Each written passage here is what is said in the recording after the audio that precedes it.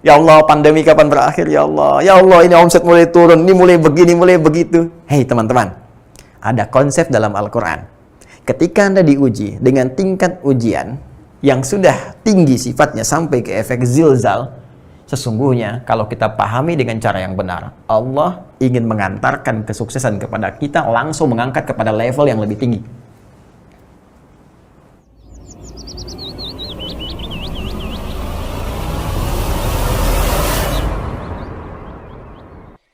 Ya, konsepsi ini bagaimana kita bawa mengatasi kesulitan ini, mendapatkan kemudahan dalam dunia bisnis atau dunia kerja untuk mendapatkan cara kerja yang mudah, cara kerja yang berkah, dan cara kerja yang diberikan bimbingan oleh Allah untuk meraih apa yang didapatkan.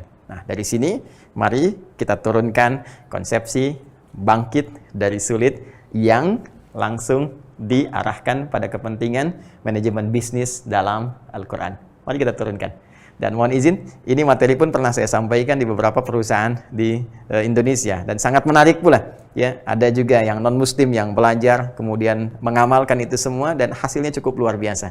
Sekarang mari kita sama-sama fokus. Saya diberikan waktu yang sangat terbatas, mudah-mudahan waktunya cukup. Saya mohon izin, saya terlampau cepat menyampaikan? Mudah-mudahan tidak ya? Alhamdulillah, Ustaz. Sudah ya? Baik, karena waktu saya tadi dikasih 40 menit nih. Ini sudah keambil berapa sih? Iya. Baik ya, jadi saya coba fokuskan lagi. Sekarang inti bahasannya. Bismillah, saya mohon izin hapus sebentar. Baik, teman-teman sekalian. Sekarang kita lihat teorinya. Bagaimana sulit dan mudah menjadi konsepsi dalam Al-Quran yang mengantarkan kita pada kesuksesan. Ya, saya bikin bagan begini dulu. Ini yang kita harapkan, sukses. Ya, orang beriman suksesnya dua, yaitu dunia dan akhirat. Ya, jadi kita diinginkan oleh Allah mendapati sukses di keduanya. Ya, tidak diinginkan orang beriman dunianya nikmat, akhiratnya nestapa. Atau sebaliknya. Ya, akhiratnya bahagia tapi dunianya nestapa. Yang diinginkan oleh Allah dan mengajarkan Allah langsung kepada kita, dunia kita sukses, akhirat pun kita mulia. Ini konsepsinya dibangun di Quran surah kedua ayat 201. Bahkan jadi doa kita. Ya Rabbana atina fid dunya hasanah wa fil akhirati hasanah. Baik. Sekarang dalam hal apa ini? Apa yang menjadikan kita nyaman di dunia dan dengan itu dapat diarahkan kepada kepentingan akhirat. Karena yang kita kaji di sini di keluarga Kala Group ya, Insan Kala, maka kita batasi dalam dunia pekerjaan, dunia bisnis. Di sini ada situasi sulit. Kita ingin bangkit. Menjadikan ini sebagai hal yang dipandang mudah, sehingga dengan itu jadi jembatan menuju kesuksesan. Baik, mari kita turunkan ayatnya pelan-pelan. Kita mulai dengan, kita kaitkan ketiganya secara langsung. Kita mulai dengan Quran, surah kedua, ayat 214. Ya, sudah? Quran surah kedua, ayat 214. Quran surah Al-Baqarah, ayat 214, paling kanan sebelah bawah di mushaf standar. Kita akan kaitkan tentang teori sukses, harus melewati berbagai kesulitan dan dipandang sebagai bagian dari kemudahan. Mari kita lihat ayatnya. Am hasibtum an tadkhulul jannata. Apakah kalian duga akan begitu mudah untuk meraih kesuksesan itu? Jannah asal katanya itu bukan surga. Ingat. Ya. Jannah asal katanya bukan surga. Jannah itu satu puncak kesuksesan yang belum tampak, yang ingin diraih, ingin didapatkan. Ya, dia seakar dengan kata al-jin asalnya. Ya, jadi semua kata yang asalnya dari jim dengan nun itu sesuatu yang tersembunyi. Ya, belum tampak karena itu jin disebut dengan jin karena tak nampak dalam pandangan kita. Nah, jadi kalau jin melakukan penampakan, nah itu jin sedang kurang sehat. sedang kena penyakit itu. Karena jin itu tersembunyi. Ya, manusia tampak. Nah, jadi kalau ada manusia yang senang sembunyi-sembunyi, masuk kantor, ya sembunyi-sembunyi, ke rumah sembunyi-sembunyi, nah itu pasti sedang ada masalah. Ya. Janin, ya kenapa disebut janin? Karena tak tampak, ada di dalam perut ibunda. Jannah, nah, jim, nun, ta, jannah. Kenapa disebut dengan jannah? Karena belum tampak, belum kelihatan. Ya, puncak tertinggi yang kita raih di akhirat, kenapa di surga disebut dengan jannah? Karena sekarang belum tampak, belum kelihatan. Nanti setelah kita beramal, ke akhirat kita dapati itu semua. Nah, dulu orang-orang Arab, saat mereka beraktivitas, ingin meraih sesuatu yang belum tampak sebelumnya. Dulu masih sahra, padang pasir. Ya, jadi jarang terlihat yang bagus, ya, pandangannya nyaman dipandang, enak dirasakan. Kalau unta banyak. Yang kayak punya unta itu udah biasa. Unta merah, unta hitam sudah banyak. Ya, emas, berlian, biasa. Yang tidak banyak orang dapatkan pada saat itu adalah kebun-kebun yang indah. Kebun-kebun yang indah. Di ukuran kesuksesan bagi orang-orang Arab di masa lalu, sampai di era Nabi SAW, itu di antara yang paling hebat itu kalau sudah punya kebun yang indah. Ada anggurnya, banyak kurmanya, ada sungai-sungai di antaranya. Itu yang dibayangkan oleh mereka. Sehingga dalam diksi Al-Quran pun orang-orang yang merasa sukses, ya, bahkan sejak eranya sebelum Nabi Muhammad SAW, dikisahkan nanti langsung oleh Allah, adalah ketika mereka memiliki kebun-kebun dan itu dinamakan dengan jannah. Ya, silahkan Anda cek setiap hari Jumat, ya, selain di antara saudara-saudari kita baca Yasin, bukankah disunahkan baca Al-Kahf? Ya, Quran surah ke-18. Ya, Quran surah ke-18. Kalau teman-teman jeli, Allah memberikan inspirasi kepada kita di surah Al-Kahf ini dengan 4 kisah utama. 4 kisah utama. Ya, di antara 4 kisah utama itu ada kisah 2 pemilik kebun. Ya?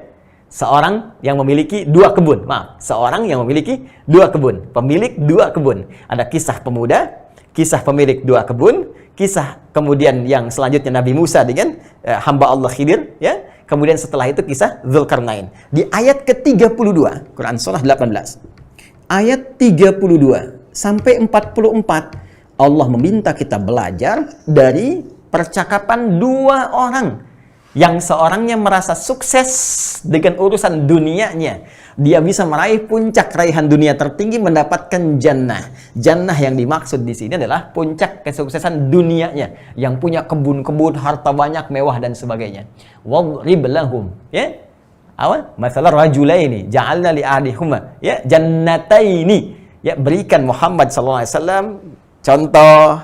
Berikan kepada mereka kisah tentang percakapan 2 orang lelaki, 2 orang sahabat yang salah satunya merasa sukses karena punya 2 kebun, ya, yang pohon kurmanya penuh, ya, wa hafafna bainahuma binakhlin wa ja'alna bainahuma zar'a, dipenuhi oleh kurma, pohon-pohon kurma, tengah-tengahnya ada sungai-sungai, dan itu dipandang sebagai puncak kesuksesan.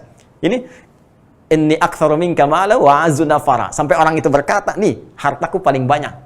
Aku sukses nih. Keturunanku pun sehat-sehat, bagus-bagus. Ya. Jadi, saya ingin katakan, diksi jannah dalam Al-Quran, ya, kadang ditautkan pada konteks keduniaan bagi orang yang merasa mendapatkan puncak kesuksesan dunianya. Ya, pada zaman-zaman dahulu, termasuk di kalangan masyarakat Arab, kalau punya kebun-kebun, kalau punya tanaman anggur, kalau punya kemudian pohon kurma yang banyak, itu disebut dengan jannah, puncak kesuksesannya. Ya, kalau sekarang mungkin berbeda. Ya, punya perusahaan banyak, ya, punya mobil banyak, ya kan? Punya rumah mewah, ya, keturunan sehat, bagus semua. Maka konteks jannah itu jangan selalu diartikan dengan kebun, tapi lebih kepada ingin memberikan capaian kesuksesan dunia yang bisa diraih dalam konteks keduniaan. Baik, itu satu. Baik, dalam konteks akhirat itu dipahami dengan surga. Jelas ya? Ya, dalam konteks keduniaan ini bisa dipahami dengan capaian. Kalau dalam dunia bisnis, puncak kesuksesan yang bisa diraih dalam bisnis. Dalam capaian spiritual, puncak kebahagiaan surga yang bisa kita dapati. Karena itu redaksi surga di Al-Quran sering diungkapkan dengan jannah sebagai gambaran kesuksesan yang harus kita raih. Quran surah kedua ayat 25. Wa basyiril ladzina amanu wa 'amilus salihati anna lahum jannatin tajri min tahtihal anhar. Nah, untuk mencapai kesuksesan ini, baik itu dunia, apalagi akhirat. Kata Allah, kembali ke Al-Baqarah ayat 214. Am hasibtum an tadkhulul jannah. Apa kamu duga untuk sukses itu bisa engkau raih dengan mudahnya saja? Dengan segampang itu. Kamu pengen sukses langsung sukses? Tidak, kata Allah. Ya, walamma ya'tikum mathalul ladzina khalau min qablikum. Sebelum engkau diuji dengan ujian-ujian. Nih, yang selalu kita terjemahkan diksinya dengan kesulitan. Quran memilih redaksi yang lain. Ya, Quran menampilkan redaksi tantangan. Tantangan. Ujian. Masya Allah. Secara psikologis ini bagus. Coba. Kalau disebut sulit, kepikiran kita bayangannya kesulitan kan? Ya. Tapi kalau tantangan, ujian, ada motivasi kita untuk mengatasinya. Ya, tapi poinnya adalah untuk meraih kesuksesan itu, ya memang fitrahnya kita harus melewati ini. Masa-masa ujian. Tantangan. Ya. Orang-orang dulu, kata Al-Quran, pengen sukses, mereka diuji dulu. Nggak bisa tiba-tiba pengen sukses, langsung sukses begitu saja. Tidak. Ya. Silahkan cek, ahli-ahli akhirat misalnya. Ya. Keluarga-keluarga langit, sahabat-sahabat Nabi, even bahkan Nabi sekalipun. Apakah Rasulullah SAW dakwahnya sukses, hanya menyeru saja, tidak mengalami kesulitan? Tidak. Yang dihadapi oleh beliau, Abu Jahal. Ya kan? Abu Lahab, bahkan bagian dari keluarganya. Beliau pernah dilempari di Taif, beliau pernah diserang, belum pernah dipersekusi, ya. Beliau pernah bahkan diembargo, beliau pernah diancam, bahkan mengalami puncaknya, yaitu dikepung, ya 100 orang pasukan khusus, ya nyawanya dipertaruhkan di situ. Jadi untuk mencapai puncak dakwah pun selevel Nabi Muhammad SAW, yang ahli surga itu harus menghadapi banyak tantangan. Maka bagaimana dengan kita yang bukan Nabi? Kita ingin sukses dan tidak ingin menghadapi tantangan. Siapa kita? Ya. Oke, kita lihat ke sahabat. Bagaimana seorang Abu Bakar sukses? Bagaimana seorang Uthman sukses? Kalau dalam konteks usaha, Abdurrahman bin Auf, apakah langsung sukses begitu saja? Tidak. Beliau harus kehilangan asetnya dulu di Mekah. Kehilangan harta bendanya. Dipaksa pergi dari Mekah ke Madinah. Saat itu masih Yathrib. Dengan hanya baju yang melekat di badannya saja. Dan itu menjadi tantangan terbaik. Sampai kemudian sukses. Sampai kemudian bahkan kapaknya terbuat dari emas. Jadi fitrah yang kita hadapi, jika memang kemudian kita ingin meraih kesuksesan, maka pasangan sukses itu, sukses sama dengan ujian. Sukses sama dengan tantangan. Dalam bahasa sebagian orang, sukses sama dengan kesulitan. Sukses sama dengan mengatasi problem. Jadi kalau ada orang pengen sukses, nggak pengen punya masalah, itu artinya dia belum siap mendapati kesuksesan itu. Ya, jadi ciri orang hebat, setiap orang yang ingin sukses, maka dia sudah siap menghadapi tantangan-tantangan yang dimaksudkan. Even itu bahkan dalam kehidupan dunia. Silahkan cek.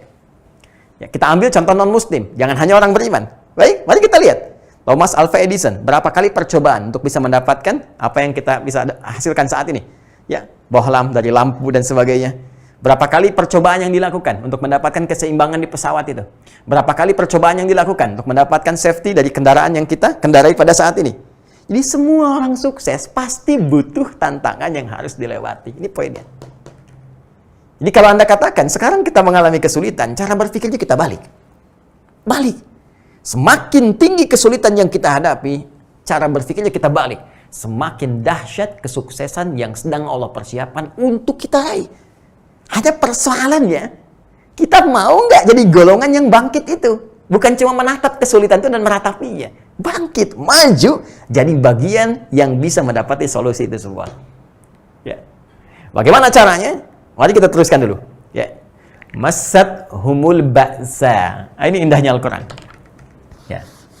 Masat humul ba'sa. Pertama, kata Allah, aku akan berikan tahapan-tahapan ujian ini untuk meraih kesuksesan itu sesuai dengan kadar kesanggupannya. Jadi ada kaidah lain nanti di Quran surah kedua Al-Baqarah di akhir ayat 286. Ya, di akhir ayat Al-Baqarah, akhir surah Al-Baqarah yaitu ayat 286. La yukallifullahu nafsan illa wus'aha. Allah tidak mungkin menguji seorang hamba di luar batas kemampuannya. Nah, jadi kalau diuji pasti kita mampu. Kalau tidak mampu, tidak mungkin diuji. mau di rumah tangga, mau di pekerjaan, ya, mau di jabatan, birokrasi, diplomasi, semua ujian yang kita dapati itu kita sanggup. Ya, kalau Adi Hidayat tidak sanggup, tidak akan diuji. Kenapa Anda yang diuji bukan saya? Karena Anda yang sanggup, saya nggak sanggup. Ya. Dan keadilan Allah menjadikan ujian itu diberikan pada hambanya yang sanggup saja. Baik, dari kadar ini dibagi 3 bagian. Ya. Jadi saya ingin bangun prinsip, ayo tampilkan optimisme. Jadi kalau di kantor, di pekerjaan, di perusahaan, ya saya sedang punya persoalan, punya proyek, ya, ada ujian-ujiannya. Ternyata Anda yang mengalami, maka yang pertama kali sampaikan berita gembira pada diri Anda. Saya yang diuji berarti saya sanggup. Bukan orang lain yang diuji dengan ini, tapi saya yang diuji berarti saya sanggup. Tinggal kita turunkan peta-petanya. Beginilah keterangan Al-Quran. Masad humul ba'sa. 1, ada ujian yang sifatnya masih ba'sa. Ya. Bentuk jama dari kata ba'sun. Sesuatu yang ringan. Masih ringan. Orang Arab itu kalau Anda mau ke kantor, terus misalnya gerimis, cuma kecil-kecil gemercik gitu ya. Seorang berkata, nazil matar. Ya, hujannya turun. Dia berkata, la ba'sa. Gak apa-apa, ini ringan kok. Ya, orang Indonesia lebih hebat. Disatukan kalimatnya, labas. Tuh. Ya, ujian yang mudah untuk dilewati. Ya, Anda masuk kala grup kan, diuji dulu kan? Ada ujian, sesuaikan pekerjaannya, kan? Batas kemampuannya apa, psikotesnya bagaimana, kemampuan di sini, kasih bebannya seperti ini. Ya, ingin naik posisinya, lebih tinggi lagi. Ingin pekerjaan lebih naik lagi, divisi makin meningkat lagi, posisi lebih kuat lagi. Maka ujiannya pun naik kembali. Dharra. Ya, jama dari kata dharrun. Dharra. Dari kata dharrun atau dharrun. Ya, sesuatu yang mudah, sudah mulai mengenai fisik. Ya, kalau hujan tadi masih gerimis, sekarang sudah mulai deras tuh. Ya, tadi pekerjaan masih ringan-ringan, sekarang sudah mulai menguras fisik. Ya, lelah, tenaga sudah mulai dikeluarkan, pikiran sudah mulai berpikir dan seterusnya. Ya, itu tandanya Anda sudah mulai mau masuk di level kesuksesan yang tahap kedua. Naik lagi. Jadi, perhatikan cara berpikirnya ya. Perhatikan cara berpikirnya.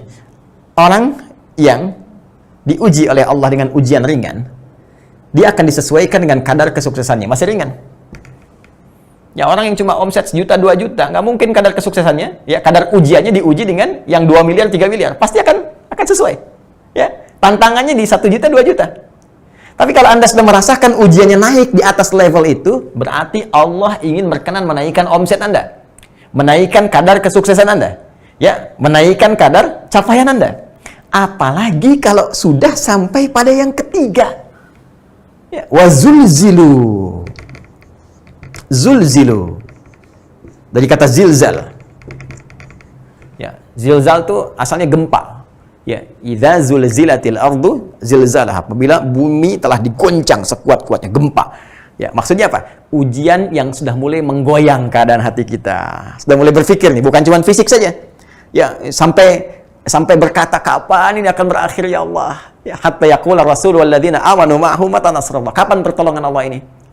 Ya Allah, pandemi kapan berakhir ya Allah? Ya Allah, ini omset mulai turun, ini mulai begini, mulai begitu. Hei teman-teman, ada konsep dalam Al-Quran. Ketika Anda diuji dengan tingkat ujian yang sudah tinggi sifatnya sampai ke efek zilzal, sesungguhnya kalau kita pahami dengan cara yang benar, Allah ingin mengantarkan kesuksesan kepada kita, langsung mengangkat kepada level yang lebih tinggi.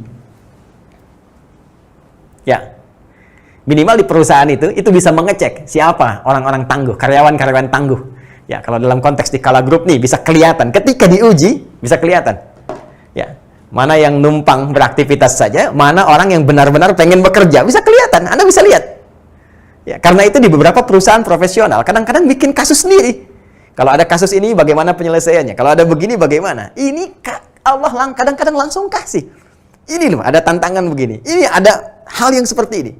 Ya, makanya dalam situasi pandemi, itu Nabi pernah memberikan gambaran. Bagi orang beriman, situasi itu bisa menjadi rahmat. Kalau meninggal dia syahid, kalau hidup ada peluang dari situ untuk berjuang. Di antara perjuangannya ada aspek ekonomi. Ya, saya pernah sampaikan ini waktu Zoom dengan Unhas. Nah, itu yang praktekkan Cina sekarang.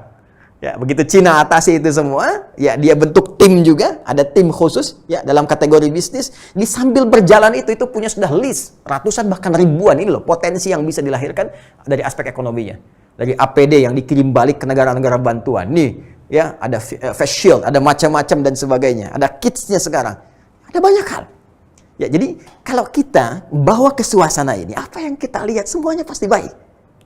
Even itu situasi sulit yang sedang kita alami. Jadi cara berpikirnya saat diuji dengan kesulitan apapun, langsung arahkan ke sini. Kalau ujiannya ringan, Allah ingin berikan hadiah kepada saya. Ujiannya makin naik, menengah, Allah ingin angkat derajat saya. Kalau ujiannya makin tinggi yang membuat kita kadang-kadang bergoyang, kapan ujian ini tiba? Yakinkan pada diri kita pada saat itu, hey, Allah ingin langsung memberikan lompatan pada karir saya untuk mendapatkan posisi yang terbaik. Ini dia. Tinggal pertanyaannya, bagaimana caranya? Kita belum selesai. Bagaimana caranya? Jadi, Quran masih ngasih motivasi dulu. Ya, cara bangkit itu, hadirkan cara pandang kita. Oh ini, lihat. Ini kesulitan yang sedang saya alami, bukan kesulitan. Tapi sesungguhnya, bagian dari hal yang akan mengantarkan saya pada kesuksesan yang saya dambakan. Persoalannya, bagaimana merubah persepsi kita dan mengolah kesulitan tadi menjadi kemudahan untuk mengantarkan pada bagian kesuksesan. Sebelum sampai ke sana, saya sudah dapat memo, sudah 40 menit saya uraikan. Jadi saya bangun kesepakatan dulu, apakah mau saya teruskan kepada bagian terakhir, atau kita kembali kepada konsep yang tadi moderator sampaikan untuk tanya jawab. Mohon izin mendapatkan konfirmasi dulu. Masya Allah, Alhamdulillah Ustaz. Mungkin bisa dilanjut Ustaz. Lanjut ya. Berapa menit Yes, durasinya saya dapat? Sampai besok. 15 menit. 15 menit Ustaz. 15 menit. Karena waktu asar di sini mungkin di waktu Indonesia Barat jam 2 insyaallah. Oke, baik. Waktu asar. Baik, saya coba sesuaikan ya, mudah-mudahan tidak terlampau cepat. Bismillah. Saya hapus dulu sejenak. Teman-teman kembali ke Quran, surah kedua Al-Baqarah, di ayat ke-214. Saya tuliskan di sebelah sini ya. Quran, surah kedua, ayat 214. Di sini gambaran tentang kadar atau tingkat kesulitan atau kadar ujian, tantangan yang harus dihadapi. Dan cara pandangnya. Baik itu ringan, sedang, ataupun berat.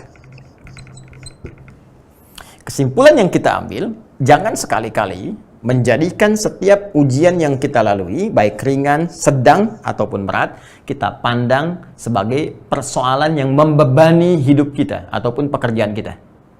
Tapi pandang itu, menurut persepsi Al-Quran, sebagai katalis yang bisa mengantarkan kita pada kesuksesan yang ingin kita raih. Sekarang, bagaimana caranya? Al-Quran tidak berhenti memaparkan tingkat kesulitannya saja, tapi menurunkan kemudian satu rangkaian yang sangat indah untuk bisa mewujudkan ini semua, didapati di Quran surah ketiga. Ya. Mohon izin, ini bukan teori utak-atik ya. Saya nggak pernah main TikTok, ya. Begitu diutak-atik, diketok, tidak. saya kembali argumentasinya, lihat dalilnya apa, hadisnya apa, kemudian paparan ulamanya seperti apa. Sekarang lihat baik-baik, ini bukan utak-atik ya.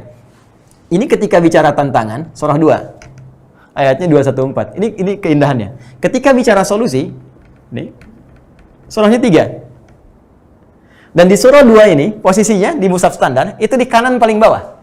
Jadi kalau di mushaf begini, ini mushaf, ya, sisi kanan, sisi kiri. Ini yang tantangan, ini, di kanan bawah. Begitu mau dikasih solusi, pindah ke surah 3, posisinya di kiri atas, sini. Tuh. Ayatnya berapa? 142. Ayatnya berapa? 142. Ini 214, ini 142. Jadi duanya dipindah ke belakang dulu. Baik, sekarang mari kita lihat ya. Tadi di sini pembuka ayatnya am hasibtum an tadkhulul jannah. Saya tuliskan am hasibtum an tadkhulul jannah. Ini poinnya. Sekarang silahkan Anda cek di Quran surah ketiga ayat 142. Silahkan lihat awal ayatnya. Demi Allah saya katakan sama persis. Ya, hanya yang di sini ingin memaparkan kadar kesulitan, ini dalam ilmu tafsir disebut taksisan lima'nan jadid. Ini menyampaikan tentang solusi yang bisa diraih. Yang di sini am hasibtum an tadkhulul jannata walamma ya'tikum mathalul ladzina khalau min qablikum. Tantangan di sini am hasibtum an tadkhulul jannata walamma ya'lamillahu alladzina jahadu minkum wa ya'lamas sabirin. Apakah kalian duga kesuksesan yang ingin diraih itu begitu mudah untuk didapatkan dengan membalikkan telapak tangan? Tidak. Sebelum nampak pada diri kalian, kata Allah, jahadu, kesungguhan, keseriusan dalam meraih kesuksesan itu. Izin kepada semua, mohon maaf tidak bermaksud untuk mengajari, hanya menegaskan makna Al-Quran. Kalau ingin sukses, Anda mesti serius. Anda ingin jadi karyawan yang sukses, ya, bisnismen yang sukses, Anda mesti serius, cintai pekerjaan Anda. Ya, Anda ingin menjadi ustadz yang sukses, ilmuwan yang sukses, cintai ilmu Anda, pelajari dengan baik. Ya, setiap apa yang kita kerjakan dengan serius, maka keseriusan itu adalah pengantar menuju kesuksesan yang kita harapkan. Bahkan kalimatnya tegas di Al-Insyirah itu. Fa idza faraghta fansab. Kalau engkau telah menuntaskan tugasmu itu, maka bersiap dengan serius mengerjakan yang lain. Urutkan dengan rapi. Wa ila rabbika faraghab. Setelah serius kau kerjakan, maka berserah diri kepada Allah meminta hasil yang terbaik. Nah, kalimat keseriusannya, kesungguhannya diungkapkan dengan kalimat jahadu. Ya. Jahada, yujahidu, jahadu, infinitif, akar utamanya. Awas, saya katakan akar utamanya dalam ilmu lughah, ya, bukan ilmu sharaf, ya. Kalau ilmu sharaf nanti tasrifnya jahada, yujahidu. Tapi akar utamanya, ya, itu dari kata al-juhdu.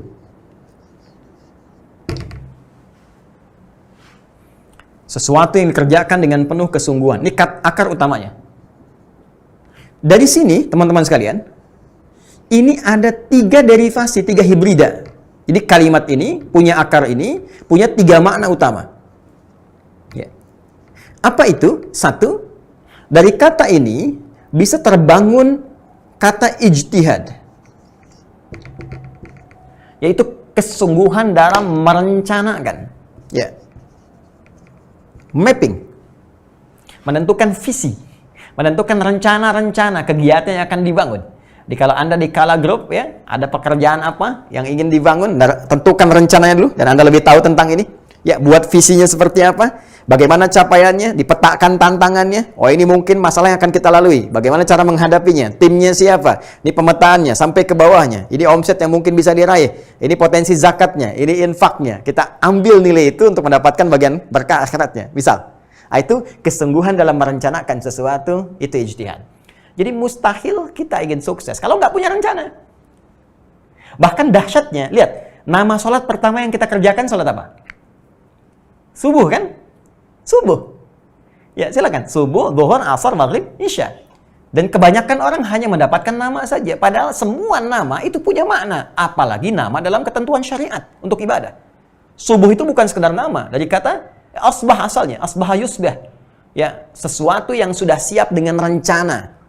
Ya, jadi kalau orang Arab tanya kaifa asbahtum, bagaimana kabarmu hari ini? Baik, saya sudah siap mengeksekusi ini A, B, dan C dan seterusnya. Quran surah At-Takwir, ya, surah ke-81 di ayat ke-18 itu, was-subhi idza tanaffas. Dan demi, kata Allah, aku bersumpah demi waktu subuh yang saat itu dimulai rencana beraktivitas. Bahkan matahari mulai memancarkan sinarnya, disebut dengan fajar itu kan. Kemudian dedaunan pohon-pohon mulai akan beraktivitas, ya, mengeluarkan oksigen di pagi hari. Malamnya dia kemudian menyerap oksigen lagi, ya. Jadi luar biasa, semua aktivitas dibangun. Seakan-akan Allah memberi kesan, kenapa dinamai waktu subuh, ingin memberikan kesan kepada kita, hey, orang Islam itu, orang beriman itu mesti beda dengan yang lainnya. Orang beriman di mana dia bangun, dia sudah siap dengan rencana yang akan dia kerjakan di hari itu. Makanya Nabi kalau malam itu introspeksi diri. Lihat aktivitas apa yang dikerjakan di hari ini. Kalau ada yang kurang-kurang, istighfar, dicek lagi. Besok mau ngerjakan apa. Demikian kita, teman-teman. Fa idza faraghta fansab. Saya tanya pada Anda sekarang. Mohon izin ya. Anda nanti jam 3 mau kemana? Jam 4 ngerjakan apa? Jam 5 ada di mana? Urusan akhirat. Berapa banyak ayat Quran yang mau dibaca pada hari ini? Berapa banyak infak yang mau dikeluarkan? Nanti malam tahajud mau jam berapa? Bisa jawab. Selama ini kita kerjakan subuh, tapi tidak sedikit di antara kita nggak punya rencana kehidupan yang jelas. Ya ayyuhalladzina amanu, hei orang-orang yang beriman, ittaqullah, tingkatkan takwamu kepada Allah, wal tanzur nafsu ma qaddamat lighad. Bikin rencana, kalau perlu bikin mapping sampai dengan hari kiamat. Anda mau turunkan, mau surga yang mana? Saya surga Firdaus, turunkan kurikulumnya ke bumi. Ini amalan penghuni surga Firdaus. Quran surah ke-23 Al-Mu'minun ayat 1 sampai 9 itu. Penghuni surga Firdaus pasti rajin sholat, rajin zakat, menjaga kehormatan dirinya. Di situ Anda petakan. Bikin kegiatan, jadikan kurikulum hidup. Itulah Muslim, itulah insan beriman. Ya, jadi ini bagian pertama. Kalau kita ingin atasi segala kesulitan, bangkit dari sulit, petakan kesulitan itu. Apa kadarnya? Lalu kita buat rencana-rencana dalam mengatasi itu semua. Lihat potensinya. Kembali ke keluarga Kala misalnya. Ya, KG di sini, Kala Group, teman-teman sekalian, keluarga besar. Cek lagi.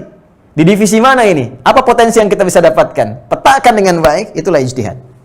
Setelah ada petanya, rencananya, eksekusi ini semua. Jangan hanya mudah menjadi konseptor, tapi eksekusi itu untuk bisa kita dapatkan apa yang kita raih.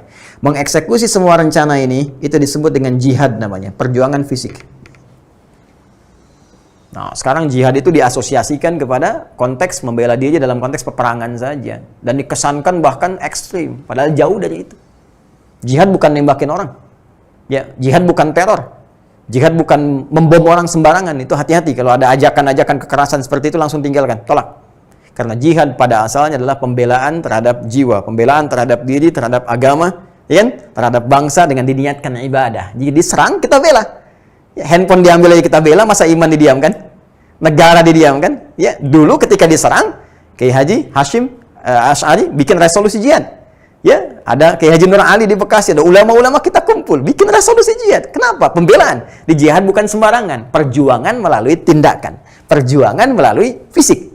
Ya, jadi kalau kita ingin gunakan konteks ini dalam konteks kegiatan berusaha, berbisnis, maka jihad bisa diartikan adalah perjuangan atau eksekusi secara fisik tentang rencana-rencana yang telah kita siapkan. Time schedule-nya ada, job desk-nya seperti apa, job description-nya bagaimana, lalu eksekusi semuanya itu, dan terakhir, mohon izin dengan cepat, ada perjuangan melawan gejolak emosi yang disebut dengan mujahadah. Nah, ini dia. Jangan dikira pekerjaan itu sederhana yang kita lakukan. Teorinya sederhana, tapi ketika kita jalani, kadang-kadang ada semangat, ada malas, ya kan? Kadang-kadang setan datang dengan was-was, ada iri hati, kecemburuan satu dengan yang lainnya. Maka perjuangan mengatasi itu semua supaya baik lagi, niatnya lurus, keseriusannya terbangun, itu disebut dengan mujahadah. Perjuangan dalam mengendalikan gejolak jiwa atau aspek emosional. 3 makna ini, ijtihad, jihad, mujahadah, dirangkum dengan satu kata saja dalam diksi Al-Quran, jahadu. Walamma ya'lamillahu alladhina jahadu minkum. Jadi kalau kita ingin bangkit dari kesulitan, kata Al-Quran, petakan kesulitan itu. Bikin rencana yang jelas. Mau kemana arahnya? Lihat passionmu di mana? Lihat bakatmu. Ya? Kemudian setelah itu, eksekusi semua konsep itu. Tentu hati-hati. Di perjalanan pasti ada gejolak-gejolak. Kadang-kadang mau ke masjid, udah semangat, hujan besar, turun lagi. Hei, katanya semangat mau ke masjid. Cari dong perangkatnya. Ambil payung, kenakan apapun. Yang penting target kamu tercapai. Ya, dunia ataupun akhirat kita. Yang terakhir, wa ya'lamas sabirin, dan lakukan semua ini dengan sabar. Ya, sabar bukan diam, sabar bukan menunggu. Ya, kalau menunggu saja tidak akan pernah terjadi pernikahan. Yang laki-laki menunggu, perempuan menunggu, harus ada yang bergerak. Ya, sabar adalah merespon segala hal dengan mengikuti segala ketentuan Allah Subhanahu wa taala. Ketika Allah katakan sabar, bagaimana konsepsinya dalam berusaha? Kamu berikhtiar saja. Fa idza faragta fansab. Kembali. Wa ila rabbika farghab. Kemudian setelah itu serahkan semua hasilnya kepada Allah Subhanahu wa taala dan turunlah kemudian dari situ teori rizki untuk menenangkan kepada kita. Karena jangan-jangan yang Allah inginkan aspek yang lain. Ada yang baru berusaha langsung datang hasil keduniaan. Ada yang oleh Allah ditahan dulu, bukan untuk menahan rizkinya, tapi untuk mengoleksi aspek yang lain. Seperti doanya diperbanyak, tahajudnya banyak. Sehingga setelah kita siap dengan bekal akhiratnya, dunia diberikan, dunia selamat, akhirat pun selamat. Kadang-kadang konsepsinya demikian. Nah, jadi secara singkat dan cepat saya ingin tegaskan bahwa bangkit dari situasi sulit itu adalah satu hal yang niscaya, bahkan mutlak, yang diperintahkan oleh Al-Quran. Tidak pernah Allah menciptakan kesulitan untuk membuat kehidupan kita sulit, susah, larut dalam kegelisahan. Tapi Allah jadikan kesulitan itu sebagai katalis untuk bisa menghadirkan segala kemudahan dan kesuksesan yang kita harapkan. Caranya, persepsikan semua kesulitan itu sebagai tantangan. Petakan, baik dari yang ringan, menengah, ataupun berat. Setelah itu, bikin visi, ya, bikin rencana untuk mengatasi itu semua. Kemudian eksekusi dengan perjuangan fisik kita, dan bangun kekompakan dengan mujahadah, serta isi semua dengan kesabaran. Bila itu telah terjadi, maka akan ada satu kelapangan dalam jiwa yang dengan itu bisa mengangkat derajat kita di hadapan Allah. Kelapangan yang menjadikan kita merasa nyaman dan terangkat derajat, dalam bahasa Arab disebut dengan syarah. Kalau sudah meresap pada jiwa kita disebut dengan insyirah, maka muncullah surah Al-Insyirah. Alam nashrah laka sadrak, bukankah aku sudah pernah lapangkan keadaan jiwamu sehingga menghadapi apapun sekarang kamu mudah. Nabi Muhammad SAW dilapangkan oleh Allah jiwanya sehingga dilempar dengan batu ringan, dilempar dengan kata-kata ringan, dilempar dengan apapun tawakal. Orang-orang yang sudah kuat mentalnya, terbangun dengan baik di perusahaan manapun, terutama di keluarga besar, Kala Group. Kalau Anda sudah mendapatkan insyirah ini, Anda nggak akan pernah punya diksi sulit. Semua yang terjadi akan Anda pandang dengan penuh kelapangan, kenyamanan, seperti tantangan yang biasa kita hadapi. Ya, alam nashrah laka sadrak. Ya, wa wada'na anka wizrak alladhi anqadha dhahrak. Kata Allah, kalau kamu sedang merasakan sulit, bayangkan kesulitan yang dulu yang pernah engkau selesaikan. Kalau yang dulu pernah selesai, maka yang sekarang pun akan tuntas. Kalau itu bisa engkau lakukan, wa rafa'na laka dzikrak, maka Allah akan angkat, ya, namamu, angkat derajatmu, angkat semua aktivitasmu dengan keberkahan dalam naungan ridha Allah Subhanahu wa ta'ala sampai ke ujung ayatnya. Inna ma'al usri yusra. Ingat, di setiap ada kesulitan pasti ada solusi yang paling mudah. Belum yakin? Fa inna ma'al usri yusra. Hei, saya tegaskan lagi kata Allah, setiap ada kesulitan itu jalan menuju kemudahan. Quran surah kedua di penghujung ayat 185. Yuridullahu bikumul yusra wa la yuridu bikumul usra. Allah menginginkan engkau mendapatkan kemudahan, bukan kesulitan. Jadi kalau masih ada yang sulit setelah paparan ta'lim ini, merasa sulit, itu bukan Allah yang menjadikan sulit. Andanya yang tidak ingin pernah meraih kemudahan.